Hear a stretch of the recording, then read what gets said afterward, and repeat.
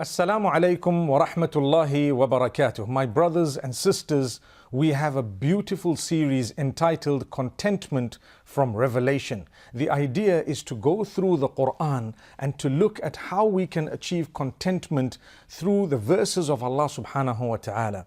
We are all searching for happiness, for contentment and for success. In order to achieve this, the Almighty has revealed so many verses and so many books, so many scriptures.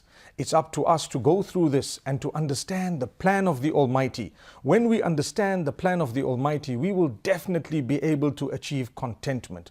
Remember one thing, the Almighty, when He created us, did not promise us that we will be the most wealthy or we will be the most influential, etc. But rather He promises us that if you were to follow what I tell you, you will be happy, you will be content. May the Almighty grant us all contentment. I'm going to start off by looking at the first surah of the Quran, where Allah subhanahu wa ta'ala starts off in a unique and beautiful way. Do you know, when we're commencing the recitation of the Quran, the first thing we should be reciting or reading is أعوذ بالله من الشيطان الرجيم. I seek refuge in Allah from shaitan the accursed. That is the first thing we should be commencing with, because if shaitan or the devil is within your life, you cannot achieve contentment. The first thing you should do and I should do is seek the help of Allah, that He protect us from shaitan the accursed, from the devil, from the whispers of the devil. I'm just about to start reading Revelation. I need to protect myself from the devil contaminating my mind. Hence, I may misunderstand the verses, or lest I misunderstand the verses and perhaps deviate. May Allah subhanahu wa ta'ala protect us. So that's the first thing we read. Immediately after that, in order to achieve contentment, again, we start off in the most blessed way taught to us by Allah subhanahu wa ta'ala. On one hand, we've sought protection in Allah from shaitan the accursed, and now listen to what we say. Bismillahir Rahmanir Rahim. In the name of Allah, the most gracious, the most merciful. Subhanallah.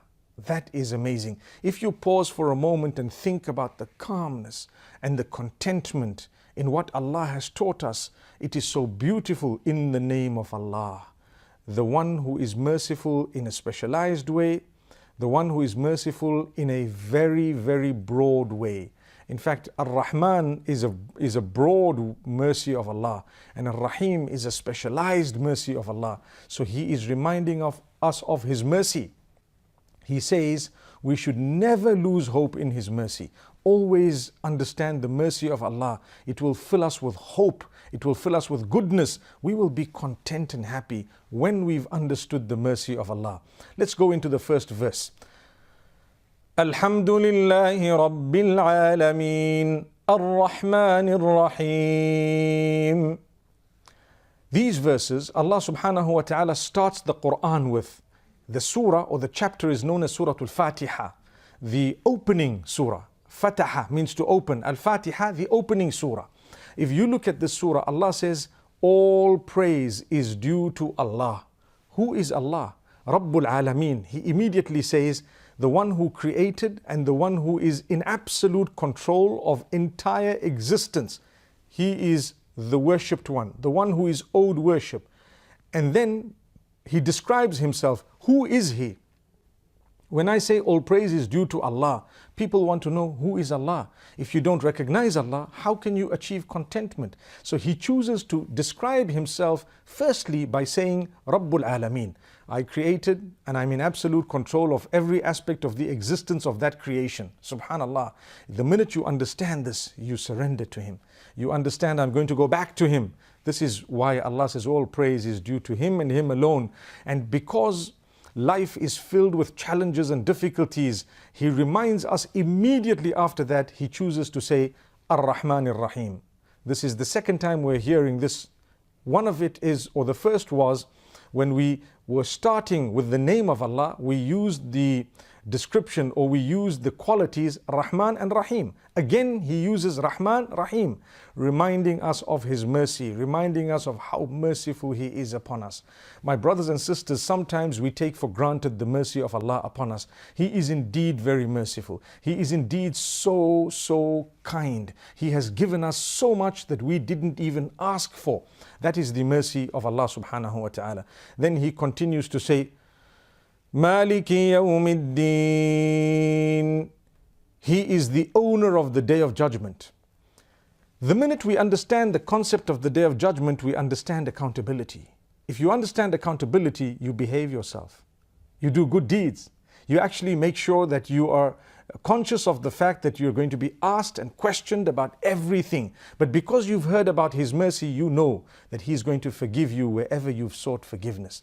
All this brings about the contentment of the heart, the contentment of the soul. You've recognized your Maker, you understand his mercy, and you are aimed at winning on the Day of Judgment. What more do you want? Just in these few verses, we've encapsulated what the entire Quran stands for. It's amazing. And this is why, my brothers and sisters, when we read Surah Al-Fatiha time and again, we take for granted these beautiful reminders of Allah subhanahu wa ta'ala. We don't go deep enough to ponder over them. And this is why Allah subhanahu wa ta'ala keeps reminding us of the same thing. Do you know the most important thing that happens to be in this particular surah, Surah Al-Fatiha, is actually a supplication. Do you know what Allah says? Ihdina as-sirat al-mustaqim. Guide us to the straight path. If we call out to the Almighty, knowing He created us, He's in control of every aspect of existence, and we know that He is the owner of the Day of Judgment, it's only correct that we ask Him to keep guiding us to the straight path. And we repeat this supplication every day, so many times a day. Guide us to the straight path. If you don't supplicate in this way, your 5 daily prayers are not complete. You have to say in every unit of that prayer, guide me to the straight path. Guide us to the straight path through the recitation of Surah Al-Fatiha. So my brothers and sisters, keep calling out to Allah. When you call out to Allah, He will definitely reach out to you. If you don't call out to Allah, you are not going to be able to achieve that contentment. Understand He is in control. Understand what He wants from you. Do you know, when we've called out to Allah subhanahu wa ta'ala and we believe in Him firmly, it brings us towards the rest of the creatures of Allah subhanahu wa ta'ala. The kindness towards them is what comes from us.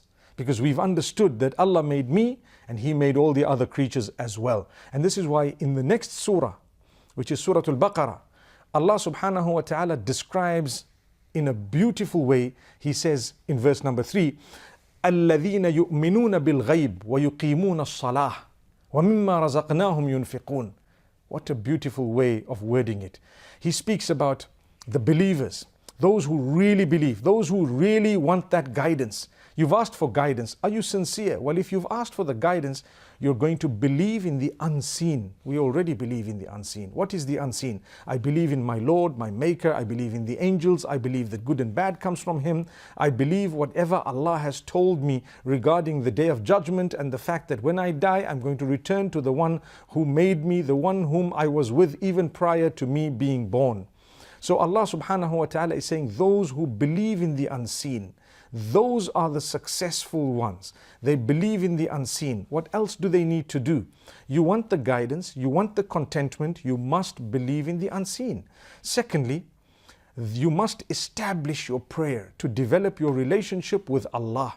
If you develop your relationship with your Maker, you will definitely be from among those who achieve contentment because you've developed your relationship with your Maker. That is something amazing. So, 1, you've actually believed in the unseen. 2, you have developed your relationship with your Maker through the establishment of prayer. And the 3rd, you've reached out to others by spending what the Almighty has given you. So what you've understood now and what I've understood is whatever I have is from Allah. If that is from Allah, I should spend it on other creatures that Allah has created as well. This is why Allah says, وَمِمَّا رَزَقْنَاهُمْ يُنْفِقُونَ. They spend from that which we have bestowed upon them. If you'd like contentment, my brothers and sisters, understand that all the wealth that you have is from Allah.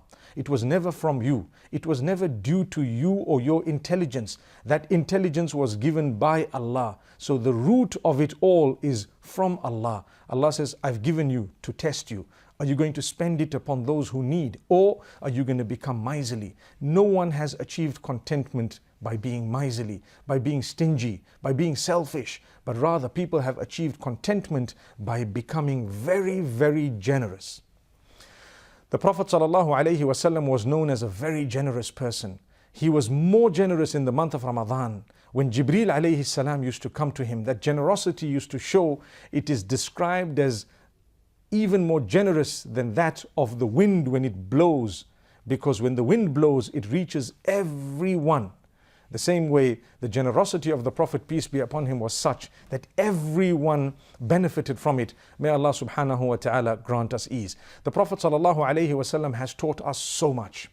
One of the primary things we learn is the first instruction that Allah has mentioned in the Quran. If you want to look at the first instruction that Allah has mentioned in the Quran, look no further than verse number 21 of Surah Al-Baqarah, where Allah says, يا أيها الناس اعبدوا ربكم الذي خلقكم والذين من قبلكم لعلكم تتقون. O people, worship the one who made you, worship your Rabb who made you and made those before you, in order that you develop your relationship with Him. So to develop your relationship with Allah, you need to worship Him because He made you and He made all those before you. May Allah subhanahu wa ta'ala grant us all ease. May Allah grant us contentment. أقول قولي هذا وصلى الله وسلم على نبينا محمد والسلام عليكم ورحمة الله وبركاته. Allah